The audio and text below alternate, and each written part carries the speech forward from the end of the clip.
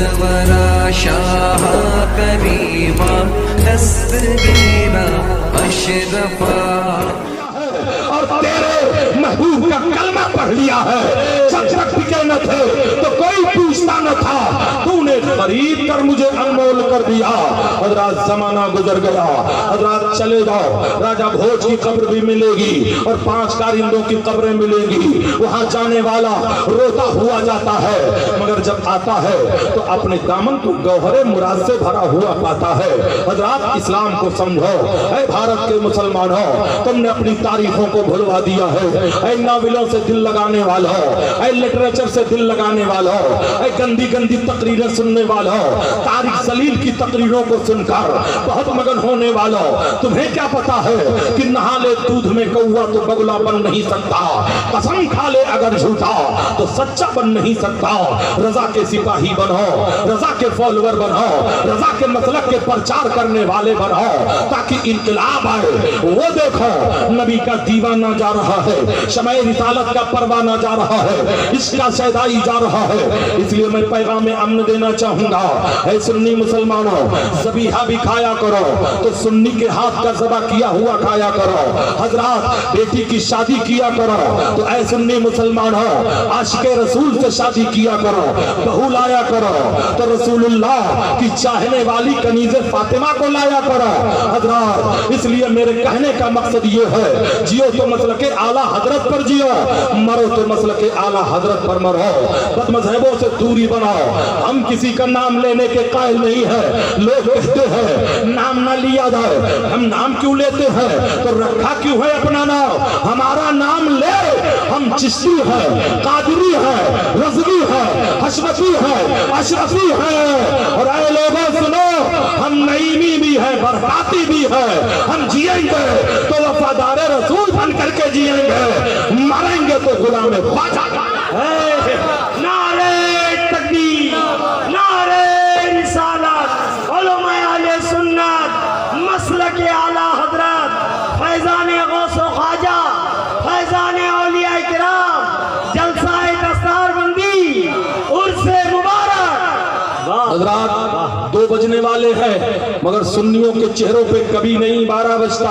और हमारी तो घड़ी भी कमाल वाली है। हमारे मुसलमानों सुनो, कभी कभी हमारी घड़ी 6 बजाती है तो ख्वाजा की छठी याद आती है, कभी कभी 10 बजाती है तो मुहर्रम की 10वीं याद आती है, 11 बजाती है तो गौसे आजम का मुर्गा याद आता है, 12 बजाती है तो 12वीं वाले सरकार याद आते हैं, 1 बजाती है तो खुदाए वाहिद की याद ताजा करती है। ये तो हमारी खुश अकीदा घड़ी है, मगर मार्केट में एक मकरू घड़ी है जिसमें 12 के बाद 13 बजता है और लास्ट में वही घड़ी 24 बजाया करती है। हम उलटते नहीं बेजान किताबों के वर्क, हम वो पढ़ते हैं जो चेहरों पे लिखा होता है।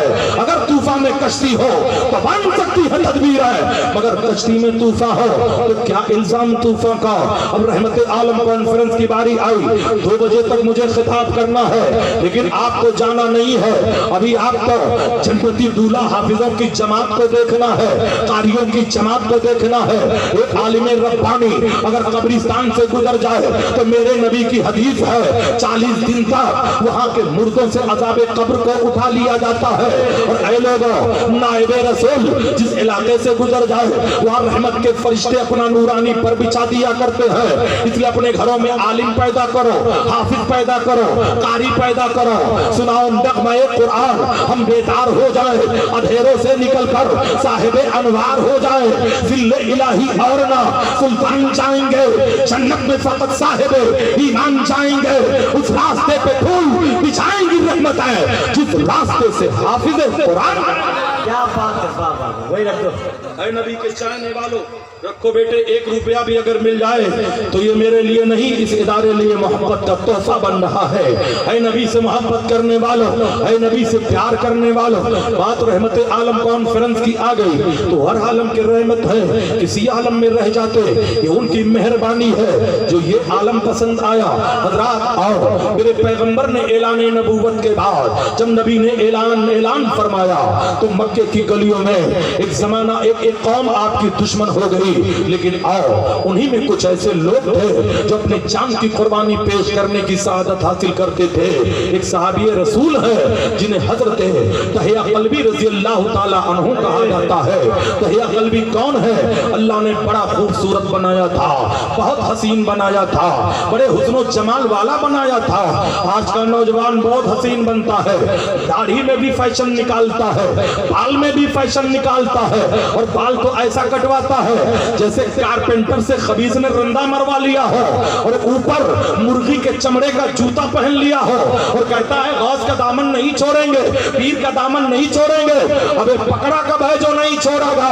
अगर पकड़ा होता तो शादियों में डीजों के बीच से ऐसे ना नाचता जैसे खुजली वाला कुत्ता नाचता है। पकड़ा होता तो वफादार रसूल बन जाता। मिट गए मिटते हैं, मिट जाएंगे आदा तेरे, ना मिटा है ना मिटेगा कभी। चर्चा सुभान अल्लाह, क्या बात है। बयान किया जाए या बंद कर दिया जाए? दोबारा मेरी एंट्री नहीं होगी। हजरात सिराज चिश्ती इस बात की कभी परवाह नहीं करता कि तुम बुलाओगे कि नहीं बुलाओगे, तू नहीं और सही और नहीं मोहब्बत करने वालों, मगर रोकड़ा रोकड़ा देकर जाने की सादत हासिल करूंगा। इसलिए मैं शागिर्द किसका हूँ? हजरत हुजूर बदर मिल्लत का शागिर्द हूँ, फकीह मिल्लत का शागिर्द हूँ, ख्वाजा इल्म फन ख्वाजा मुजफ्फर का शागिर्द। क्या बात है, क्या बात है। ऐ लोगों, बड़ा मौलाना तो नहीं हो, मगर एमडी डॉक्टर का जो असिस्टेंट होता है वो झोला छाप नहीं MBBS जरूर होता है। मानो सुनो, अगर असली डॉक्यूमेंट्स नहीं काम आते हैं तो मुसलमानों प्रूफ में उसी का जीरोक्स काम आ जाता है। हम वो तो नहीं हो सकते, मगर फोटो कॉपी हो सकते हैं। इन उलमा की कदर करो, इनके रुखे ज़ेबा की जियारत करो। ये ऐ लोगों, ये कौम की अमानत है, इन पर कमेंट ना करो, इनसे मोहब्बत करो। लॉकडाउन में बहुत बदला लिया, टिफिन घटा करके बदला लिया, पगार रोक करके बदला लिया, मदरसों से निकाल करके बदला लिया। क्या समझते हो? इनके बच्चे मर गए, इनकी बीवियां मर गई। ऐ लाखों रुपया कमाने वाला अमीर ज़ादा उतने शान से तो अपनी बीवी को नहीं रख सकता जो 5000 वाला। और ये लोग जो दाढ़ियों का मजाक उड़ाते हैं तो तुम बहुत खूबसूरत लगते हो, हमसे ज्यादा हसीन लगते हो कि हमारे पास बीवियां नहीं है। अरे हम जैसी हसीनाओं को मौलवी अपने जूते की ठोकरों से बनाता हो। हम जीते हैं तो वफादार रसूल बन करके जीते हैं, और मरते हैं तो गुलाम रज़ा बन करके। क्या बात है, क्या बात। लोग कहते हैं बड़े घरों में लड़कियां शादी नहीं करती, ऐसी लड़कियों को जूते की नोक से उड़ाओ। उन लड़कियों से शादी करो जो कनीज़े फातिमा। कसूर उनका थोड़ी है, कसूर तुम्हारा भी है। जब लड़का कोई जन्म लेता है तो आएंगे, हुजूर मुफ्ती साहब नाम बता दीजिए। इन्होंने कहा अब्दुल रहमान रख दे, कहेंगे पुराना है नया बता दो। कहेंगे मोहम्मद रफीक रख दे, ओल्ड हो चुका है नया बता दो। तो 3G रख दे, 4G रख दे, PUBG रख दे। ये तो बाथरूम में भी चलता है, हर जगह नजर आता है। समझ कर बुझा दिया तूने, वही चिराग जलाओ तो रोशनी होगी। मेरे नबी फरमाते हैं जिस घर में मोहम्मद या अहमद नाम के लोग होते हैं उस घर की जियारत के लिए आसमान से फरिश्ते। तुम भी सुनो, तुम भी कान खोल करके बेपर्दा घूमने वाली मेरी बहनों और बेटियों, कान खोल करके सुन लो। जो चीज कीमती होती है उसे पर्दे में रखा जाता है। हीरा कीमती होता है, लॉकर में रखा जाता है। सोना कीमती होता है, तिजोरी में रखा जाता है। कुरान कीमती होता है, गिलाफ में रखा जाता है। काबा कीमती है, पर्दे में रखा गया है। इस्लाम की शहजादियों, तुम कीमती हो, बेपर्दा नहीं, मिल्लत के नौजवानों, क्या बात है। आ गई है तो कहने का कि मतलब जरूरत यह है, आपने प्रोग्राम बहुत अच्छा किया, मगर पर्दा भी लगाया तो बेपर्दा लगाया। यहाँ पर एक ऐसी बारीक दीवार लगाई है कि औरतें न मर्दों का चेहरा देख सके, न मर्द औरतों का चेहरा देख सके। हजरात, इसलिए गुनाह की पहली सीढ़ी जो होती है वो बेपर्दगी हुआ करती है। जिसे फजूल समझकर बुझा दिया तूने, वही चिराग जलाओ तो रोशनी। 2 बजे तक अपनी तकरीर को खत्म करना चाहूंगा। अभी हमारे अच्छे अच्छे शोरा भी मौजूद है। सारा पानी छू के होठों से गुलाबी कर गया, वो नदी की मछलियों तक को शराबी कर गया। लेकिन अल्हम्दुलिल्लाह यहाँ का मिजाज तो मैंने देखा, तकरीर सुनते हैं। उड़ीसा वाले इतने कम वक्त है जो तकरीर सुनते ही नहीं है। मगर फैसला सुन लो, इस्लाम नातों से नहीं फैला है, तकरीरों से फैला है। मैं शायरों का मुखालिफ नहीं हूँ, मगर सुनो, इस्लाम जो फैला है खतीबों के खिताब से फैला है। ऐ नबी के चाहने वालों, जियो तो वफादार रसूल बन करके जियो, मरो तो नबी के चाहने वाले। नारे तकबीर, नारे रिसालत, उलमाए अहले सुन्नत, मसलके आला हजरत, जलसाए दस्तारबंदी, उर्से मुबारक, उलमाए अहले सुन्नत। 10 मिनट के अंदर जाते जाते कुछ इस्लाह के पहलू को गुफ्तगू करके जाना चाहूंगा। किसी मर्द ने, किसी मुसलमान ने अगर ये कह दिया राम और रहीम में कोई फर्क नहीं, वो काफिर हो गया। अपनी जबानों पे कंट्रोल करो। अगर किसी ने कह दिया मरने के बाद किसने क्या देखा है, इस्लाम से खारिज हो गया, इसलिए कि मुकद्दर पर तुझे ईमान लाना पड़ेगा। और सुनो, कुछ लोग कहते हैं ऊपर जाने वाला जाने, ऊपर कोई भाड़े पे रहता है जो जाने। वाह, इधर सुनो, डिस्टर्ब मत करो, अभी बहुत मतलब की बात कर रहा हूँ, करके दे दो, रख दो चुपचाप। लोग कहते हैं ऊपर वाला जाने, कौन रहता है ऊपर जो ऊपर वाला जाने? अरे अपने खुदा को ऊपर नीचे क्या कहता है? क्यों नहीं कहता कि मेरा परवरदिगार जाने? एक काफिर जब कहता है तो अपने माबूदों का नाम लेता है, तुझे शर्म आती है? इतना नहीं कह सकता है तो कह दे मालिक जाने। रहे नगमा सुनने वाले नौजवानों, आज तुम अपने हेडफोन लगा करके नगमे सुना करते हो। 165 गाने ऐसे रिसर्च किए गए हैं जिनका सुनना भी कुफ्र है और जिनका गुनगुनाना भी कुफ्र है। इसलिए 2-3 बोल बता करके जाना चाहूंगा। खुदा जब भी जमीन पे आसमां से देखता होगा, ये गाना गाने वाला काफिर हो जाएगा, सुनने वाला अगर खुशी का इजहार करा तो वो भी इस्लाम से खारिज हो जाएगा। ऐसे लोग तौबा करें जो नगमों से तौबा करें। मेरे नबी फरमाते हैं अजान की आवाज आ रही हो और अगर मुसलमान आपस में गुफ्तगू कर रहे हो तो खतरा है कहीं मरे तो काफिर होकर के ना मरे। ऐ मेरी बहनों, अजान की आवाज सुनकर टेलीविजन पे नगमे सुनने वाली हो, अजान की आवाज सुनकर टेलीविजन पे चलाने वाले फिल्मों को देखने वाली हो, सुनो, तुम कौम की अमानत हो। अरे इस कदर तुम अपने आप को सांचे में डाल लो कि तुम कनीज़े फातिमा बन जाओ। फरमाते हैं जिस लड़की का नाम फातिमा होगा, कयामत के दिन हजरत फातिमा के साथ जन्नत अता कर दी जाएगी। जियो तो वफादार रसूल बन करके जियो, मरो तो वफादार रसूल बन करके मरो। उलमा की सोहबत में आया करो, जो चीज तुम्हारे समझ में ना आए उलमा की सोहबत में आया करो। बस चलते चलते माँ बाप के हुकूक को बता करके जाना चाहूंगा। लोग कहते हैं हजरत माँ की अजमत पर, माँ की अजमत पर, तो बाप क्या वॉचमैन है? बाप का कोई मकाम ही नहीं है। फिर माँ की अजमत, माँ की अजमत, माँ की अजमत, बाप कहाँ से आया है? अरे बाप ना होता तो माँ कहाँ से मिलती? सुन ले, अगर माँ जन्नत के, माँ के कदमों के नीचे जन्नत है तो बाप जन्नत का दरवाजा है।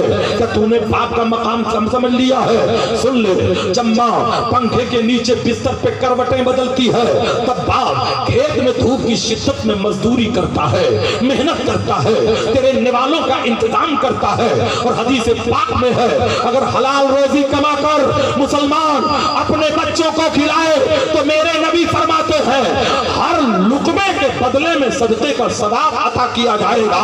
इसलिए ऐ मुसलमानों, मैंने माना कि माँ बाप के कदमों, माँ के नीचे कदमों के जन्नत है, मगर बाप भी जन्नत का दरवाजा है। और कुरान का फैसला है माँ बाप को उफ तक मत कहो। ऐ माँ बाप को गालियां देने वालों, माँ बाप को झिड़कने वालों, माँ बाप को तवाओं से तरसाने वालों, माँ बाप को कमरों में भेजने वालों, आओ जरा होश के नाखून ले लो। मुझ जैसे मौलवी और पीर के नाराज होने से खुदा नहीं नाराज होगा। मगर माँ बाप अगर नाराज हो गए तो खुदा नाराज हो जाएगा। इसलिए अपने माँ बाप की रजा चाहते हो तो अपने माँ बाप को खुश करने की सआदत हासिल करो।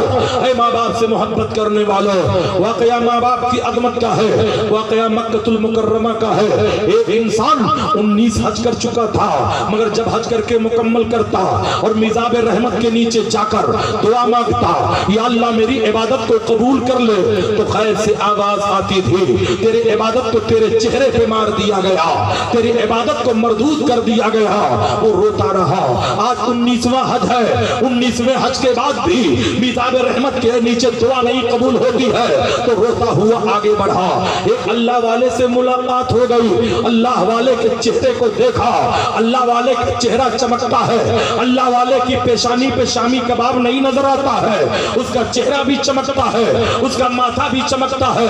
कहने का मतलब ये है, अल्लाह वाले को देखा, दामन को पकड़ करके बैठ गया, कहा सरकार 19 साल हज कर कंटिन्यू किया, मगर हर मर्तबा जवाब यही मिला। अल्लाह वाले की नजर जाहिर पे भी रहती है, बातिन पे भी रहती है। उसने कहा बता तेरे माँ बाप जिंदा हैं या मर चुके हैं?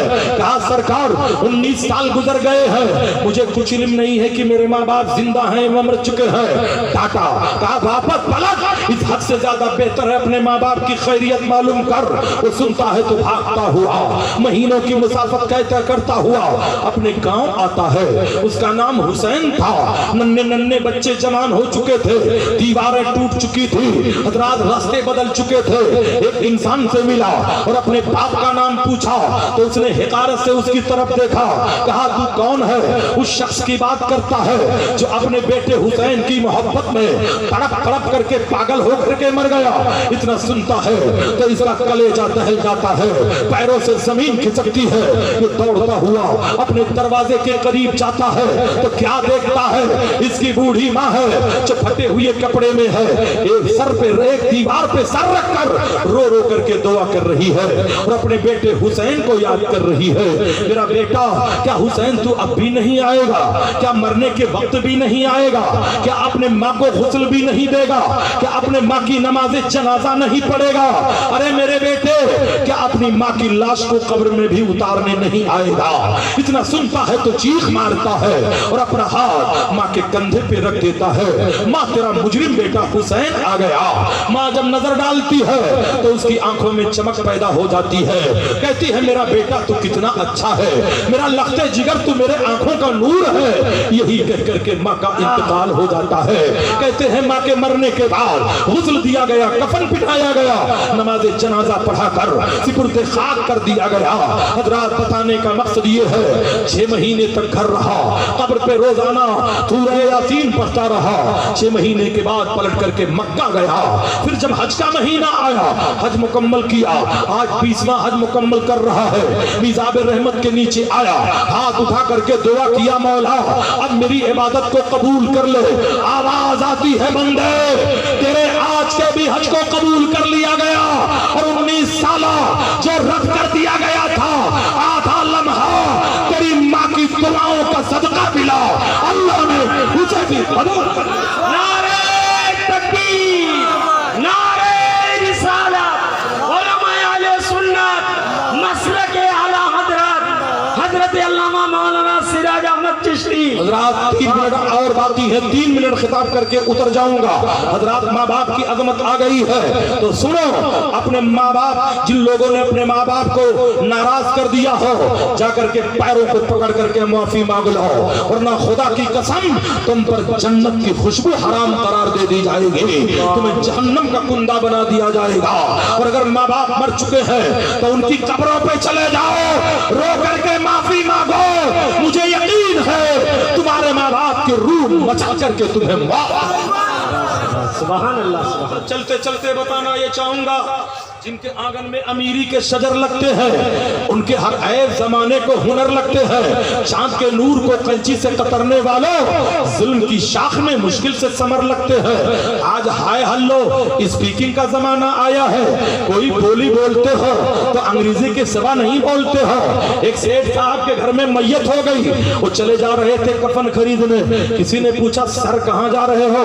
बोले शॉपिंग के लिए जा रहा हूँ। करने के बाद भी अंग्रेजी बघाड़ रहा था। लेकिन वो शॉपिंग वाले, कब्र में ना स्कीज नहीं चलेगा, ना सवारी चलेगा, डंडा चलेगा, डंडा।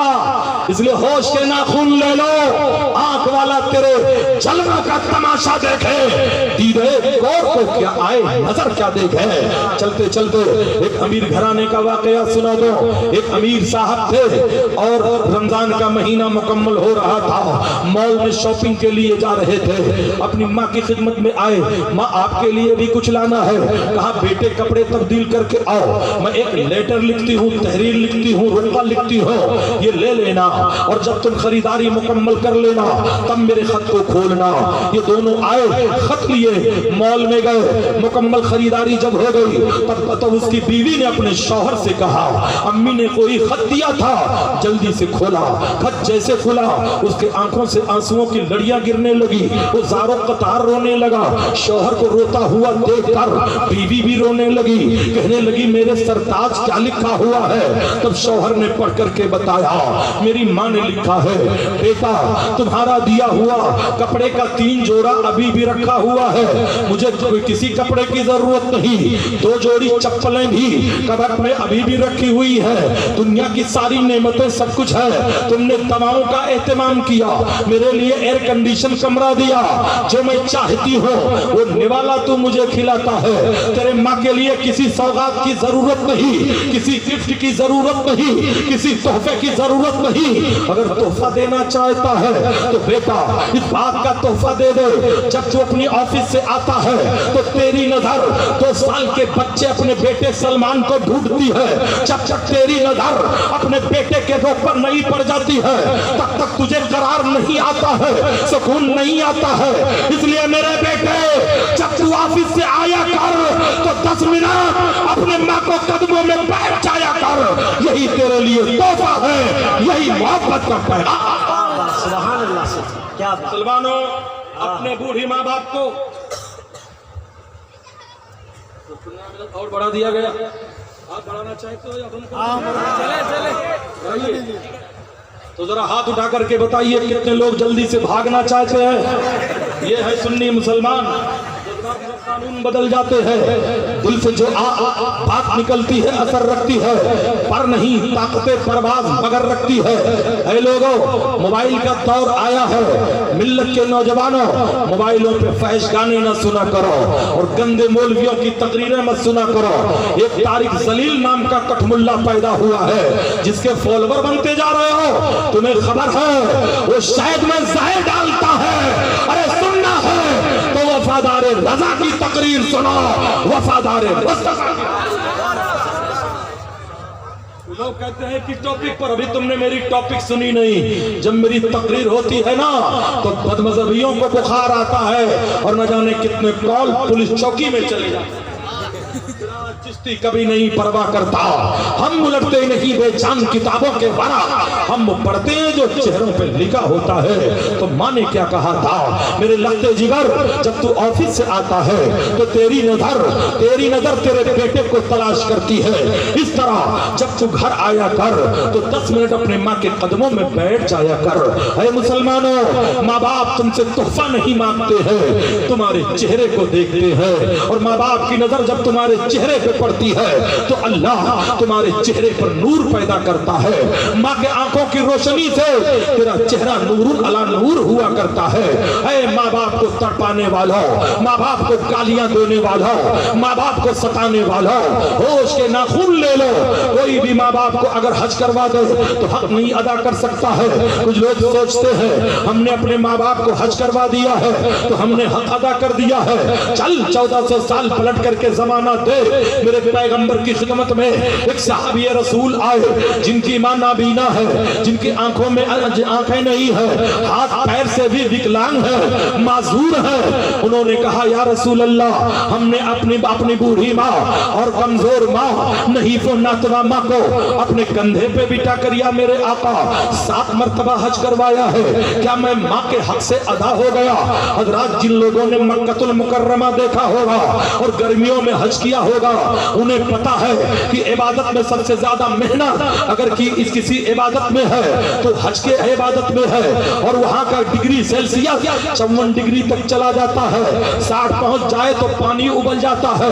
वो मक्कतुल मुकर्रमा की गर्मी कि अगर कच्चा गोश्त वहां के पत्थर पर रख दिया जाए तो जल करके कबाब बन जाए। साहबी रसूल कहते हैं या रसूल अल्लाह, ऐसी गर्मी में मैंने अपनी माँ को कंधे पे बिठाकर मेरे आका 7 हज करवाया है, क्या मैं माँ के हक से अदा हो गया? मेरे नबी मुस्कुराने लगे, यूं मुस्कुराए जान सी कलियों में पड़ गई, यूं लबकुशा हुई कि गुलिस्तान बना दिया। मेरे नबी फरमाते हैं ऐ सहाबी, तुम हक अदा करने की बात करते हो, सुनो तुम्हारे पैदाइश के बाद जो दर्द का मामूली झटका आया था, अभी एक झटके का भी हक अदा नहीं किया। माँ बाप को इतराने वालों, माँ बाप को जताने वालों, क्या भूल गए माँ की अजमत को? भूल गए जब बारिश का जमाना था और तू नन्हा सा बच्चा था, बारिश के पीने बरस रहे थे तो माँ ने अपने आंचल का साया तेरे सर पे किया था कि कहीं बारिश का कतरा मेरे बच्चे के सर पे न पड़ जाए और मेरे बच्चे को निमोनिया हो जाए, मेरे बच्चे को बुखार हो जाए, मेरे बच्चे को सर्दी हो जाए। वो माँ जो चंद कतरों से तुझे बचाती थी, आज उस माँ की कब्र में गड्ढा हो चुका है, माँ की कब्र धंस चुकी है, बारिश का पानी भरता है। अरे जालिम, तुझे तौफीक नहीं होती है कि फावड़ा लेकर जा माँ की कब्र को मुकम्मल कर दो। ऐ लोगों, जो बोओगे वही काटोगे।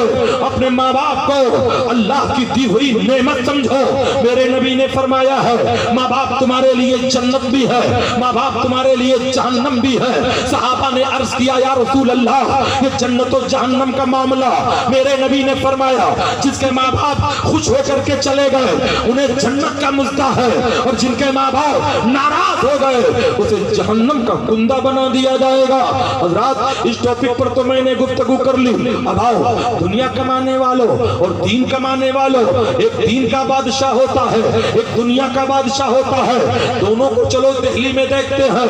एक दुनिया का बादशाह है जिसे हुमायूं कहते हैं, उसके मकबरे पे चले जाओ तो अबाबीलों का घोंसला नजर आएगा।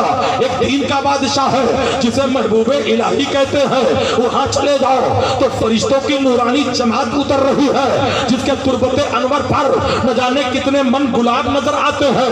हजरात, ये तो अपना अपना नसीबा है। किसी की कब्र पर धूल ही धूल है, सुन्नियों की कब्र पर फूल ही फूल है।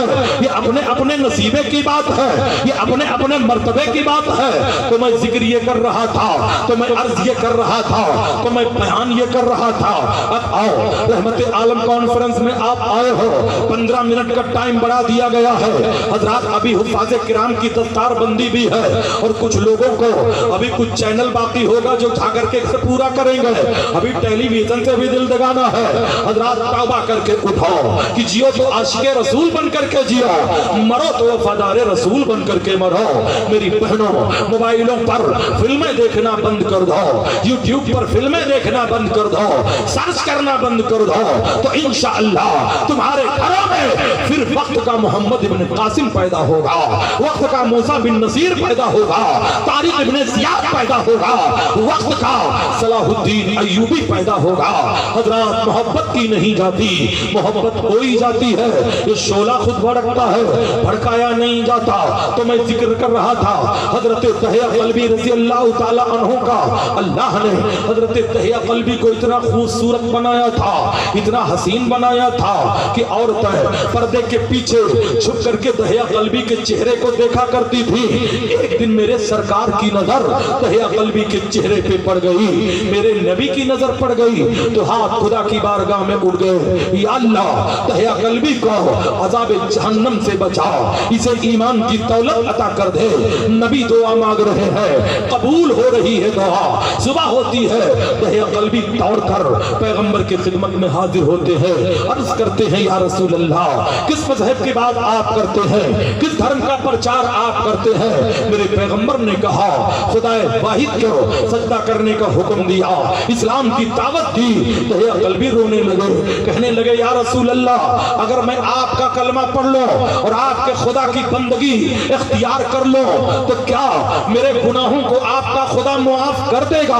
मैं बहुत बड़ा गुनहगार हूँ, क्या आपका खुदा मेरे गुनाहों को मुआफ कर देगा? अभी तहे क़ल्बी को खबर नहीं है कि इस्लाम का खुदा रहमान भी है, इस्लाम का खुदा रहीम भी है, इस्लाम का खुदा करीम भी है, इस्लाम का खुदा सत्तार भी है, इस्लाम का खुदा गफ्फार भी है, इस्लाम का खुदा सारे जग का पालनहार है। अभी तहे क़ल्बी को खबर नहीं है।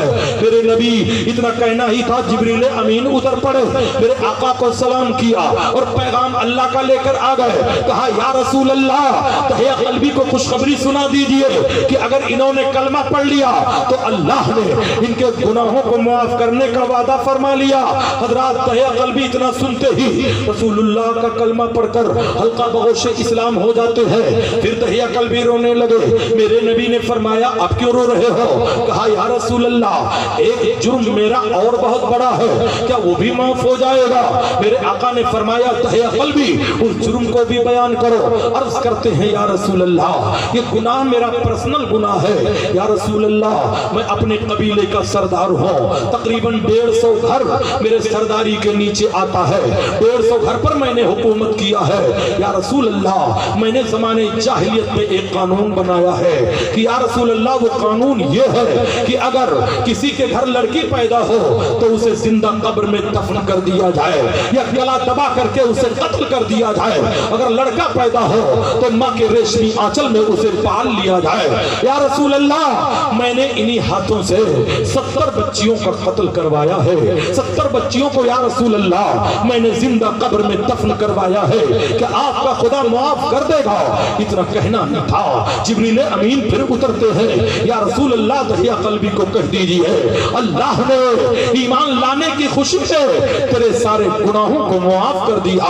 तहे क़ल्बी रोने लगे, कहते हैं या रसूल अल्लाह, एक गुनाह मेरा इतना बड़ा है या रसूल अल्लाह, जिसे सोचता हूँ तो कलेजा मुंह को आता है। कहा तहे क़ल्बी वो गुनाह बयान करो। कहा या रसूल अल्लाह, मैं ताजिर भी हूँ, एक बहुत बड़ा व्यापारी भी हूँ, मैं बहुत बड़ा माल वाला भी हूँ, मेरे घर में तिजारत का माल इकट्ठा हो चुका था।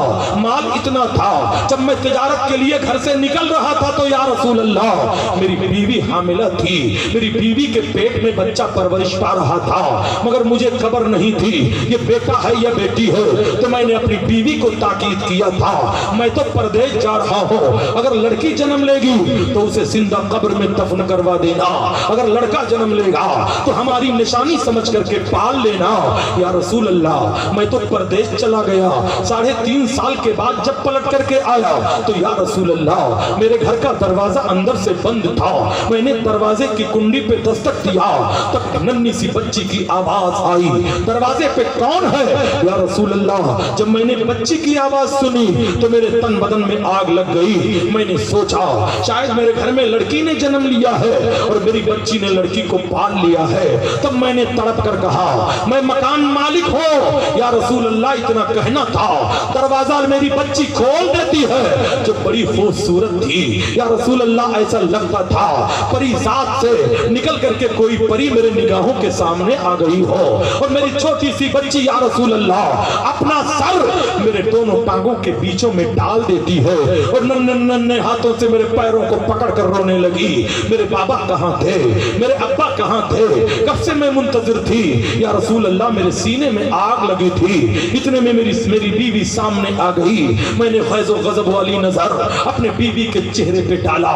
मैंने कहा था कि लड़की जन्म लेगी तो उसे दफन कर देना, तूने लड़की को पाल लिया। तब मेरी बीवी को अल्लाह ने हौसला बख्शा था, उसने जवाब दिया था, ऐ तहे क़ल्बी सुनो, जिस तरह लड़के अल्लाह की नेमत है, ऐसे बेटियां भी खुदा की रहमत है। यही समझकर मैंने बेटी के पालने का फैसला कर लिया। आज ले उनकी पनाह, आज मदद मांग उनसे, फिर न मानेंगे कयामत में अगर मान गया। ऐ बेटियों के विलादत पे मातम करने वालों, तुम्हारे मरने के वक्त वो बेटा जिसे तुमने बंगलो दिए हैं, एयर कंडीशन कार दिया है, ऑफिस दिया है, मरने के बाद परफ्यूम्स वाली दस्ती लेकर के नाक पर कहीं दूर खड़ा होगा और तेरा बिस्तर जब तेरे पेशाब और पाखाने से गीला होगा तो तेरी बेटी होगी जो अपने नाक पर दुपट्टा भी नहीं रखेगी, रो रो करके साफ कर रही होगी। ऐ बेटियों से नफरत करने वालों, बेटियों से मोहब्बत करो। इसलिए मेरे आका ने बेटियों से मोहब्बत किया है। दया कल्बी को यह जवाब देकर के चुप कर देती है। 15 दिन गुजरने के बाद कहते हैं या रसूल अल्लाह, हमने अपनी बीवी को धोखा दिया और कहा मेरी बच्ची को अच्छा सा कपड़ा पहना दो, गुस्ल करवा दो, इसे मैं जरा बाजार लेकर के जाना चाहता हूँ। मेरी बीवी की रूह झूम उठती है कि मेरे शौहर ने शायद मेरी बीबी बच्ची को एक्सेप्ट कर लिया है, कबूल कर लिया है। जल्दी से उठती है और गुस्ल देकर के अच्छा कपड़ा पहनाती है, एक नन्हा सा दुपट्टा उस नन्ही सी बच्ची के गर्दन में डाल देती है। तो या कल्बी कहते हैं या रसूल अल्लाह, मैंने अपनी बच्ची को अपने गोद में उठाया तो मेरी बच्ची ने अपना नन्हा सा हाथ मेरे गर्दन में डाल दिया। या रसूल अल्लाह, फिर उस कमरे की तरफ मैं बढ़ा जहां फावड़ा रखा हुआ था, कुदाल रखी हुई थी, कब्र खोदने का आला रखा हुआ था। मेरी बीवी की नजर जब मेरे ऊपर पड़ी तो मेरी बीवी काम जाती है, मेरे सरदार मेरी बच्ची को कत्ल मत करो, इसने तुम्हारा क्या बिगाड़ा है, ये मासूम सिफत बच्ची है, मेरे आका इसे कत्ल मत करो। मगर कहते हैं या रसूल अल्लाह, शैतान मेरे सीने पे मुसल्लत हो चुका था, मैंने अपनी बीवी को धक्का दिया, कमरे में गया, फावड़ा कंधे पे लिया, जंगल की तरफ चल पड़ा। मेरी बीवी तड़पती रही, रोती रही। किस्मत के तमाशाई सभी डूबने वालों पर अफसोस तो करते हैं, इमदाद नहीं करते। वो बीवी तड़पती रही, शौहर बच्ची को लेकर के जाता रहा, मगर बच्ची को कुछ नहीं खबर है कि मेरे साथ क्या होने वाला है। बच्ची गले में हाथ डाल देती है। दया कल्बी कहते हैं या रसूल अल्लाह, कभी गुलाब जैसे होठों से मेरे होठों को चूमती थी, कभी मेरी पेशानी को चूमती थी, कभी मेरे जुल्फों से अपने हाथों को कंगा करती थी। मेरे बाबा तुम कहां जा रहे हो, मेरे बाबा किसके लिए जा रहे हो? कहते हैं या रसूल अल्लाह, कुछ भी असर ना हुआ, मैंने अपनी बच्ची को ले जाकर एक पेड़ के नीचे बिठा दिया और उसी के सामने कब्र का गड्ढा खोदने लगा। कहते हैं या रसूल अल्लाह, गर्मी बहुत थी, पसीना निकल रहा था, तब मेरी बेटी दौड़ करके आई और दुपट्टे से मेरा पसीना साफ कर रही थी। या रसूल अल्लाह, मेरे कपड़े पे गिरने वाले गर्दो गुबार को साफ करके कहती थी मेरे बाबा इतनी मेहनत क्यों करते हो, वापस चलो, मेरे लिए इतनी मशक्कत क्यों करते हो, या वापस चलो। मगर या रसूल अल्लाह, मुझे कुछ भी ख्याल ना आया। जब कब्र का गड्ढा या रसूल अल्लाह मुकम्मल कर दिया तो अचानक मैंने अपनी बेटी को उठाया और पूरी ताकत से कब्र के गड्ढे में पटक दिया। मेरी बेटी रो पड़ी और दोनों हाथ जोड़ करके फरियाद करने लगी, मेरे बाबा मुझे छोड़ दो, अगर मेरे चेहरे से नफरत हो तो घर से निकाल दो, मैं पलट करके तुम्हारे दरवाजे पे नहीं आऊंगी। कहते हैं या रसूल अल्लाह, फिर भी मुझे रहम नहीं आया, मैंने अपने पैरों की ठोकरों से बच्ची को फिर उसी गड्ढे में गिरा दिया और फावड़ा उठा करके कब्र मुकम्मल करने लगा, मिट्टी पाटने लगा। या रसूल अल्लाह, मिट्टी पटते पटते जब कंधे तक मिट्टी पहुंच जाती है तब मेरी बेटी ने मेरी तरफ से तवज्जो हटाकर आसमान की तरफ रुक करके कहा, ओ परवरदिगार, वो तेरा नबी कब आएगा जो मरने वाली बेटियों को जिंदगी का मुद्दा सुनाएगा। यही कहते कहते या रसूल अल्लाह, मेरी बेटी दफन हो चुकी थी। मेरे आका इतना रोए, इतना रोए, इतना रोए कि सरकार की दाढ़ी आंसुओं से तर हो जाती है। मेरे नबी कहते हैं दहिया कल्बी फिर सुनाओ। 2 मरतबा दहिया कल्बी ने वाकया सुनाया। तब मेरे नबी ने आकर इरशाद फरमाया, ऐ मेरे जानेसार सहाबा सुनो, अल्लाह ने जिसे 2 बेटियां दी हो और दोनों को कुरान की तालीम देकर के शादी कर दे, कयामत के दिन वो जन्नत में मेरे बगल में ऐसे रहेगा जैसे शहादत की उंगली के बगल में बीच की उंगली होती है। हजरात, ये तो बेटी वालों के लिए है। हजरत आयशा ने पूछा था या रसूल अल्लाह, उन लोगों के बारे में नबी का हुक्म क्या है जिनके यहाँ न कोई बेटा होगा, न बेटी होगी, न कोई यार होगा, न कोई मददगार होगा, जरा उनके बारे में फरमा दीजिए। तब मेरे नबी ने फरमाया था, ऐ आयशा, जिसका दुनिया में कोई न होगा उसका सहारा मैं बनूंगा। नूह को भी मौज तूफान से किनारा मिल गया, हजरत मूसा को भी लुत्फे नजारा मिल गया, अलगरज हर एक बेचारे को चारा मिल गया, हम गरीबों को मोहम्मद का सहारा मिल गया।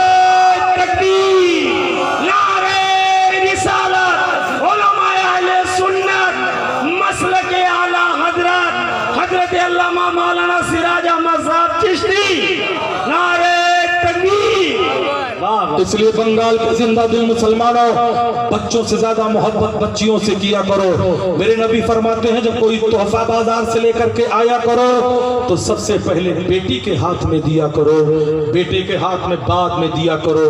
बेटियों से नफरत करने वाली हो, मगर मेरी बहनों तुम भी एक्टर बनने की कोशिश मत किया करो, तुम भी कनीज़े फातिमा बन जाओ। तुम भी अपने भाई के लिए अजान के वक्त पानी भर करके वजू का एहतमाम कर दो, ताकि तुम्हारी गोद में जब कोई बच्चा जन्म ले तो वक्त का सलाहुद्दीन अय्यूबी पैदा हो।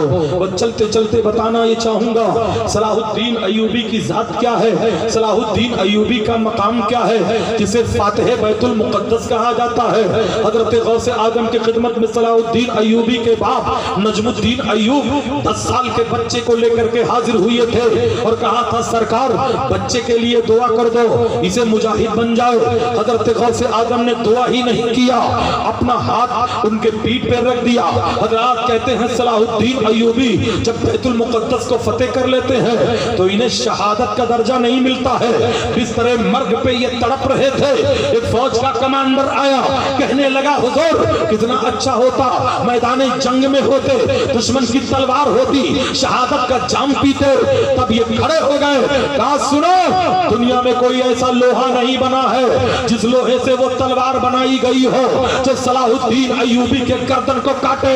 इसलिए मेरे पीठ पे गौसे आजम के पंजे का निशान है। अपना कुर्ता हटाया तो गौसे आजम के पंजे का निशान दिखा दिया। क्या जब जिसके हिमायत का हो पंजा तेरा, शेर को खतरे में लाता नहीं कुत्ता तेरा। हुमा अलैना इल्लल बलाग। इस्लाम जिंदाबाद। मसलके आला हजरत। बहुत बहुत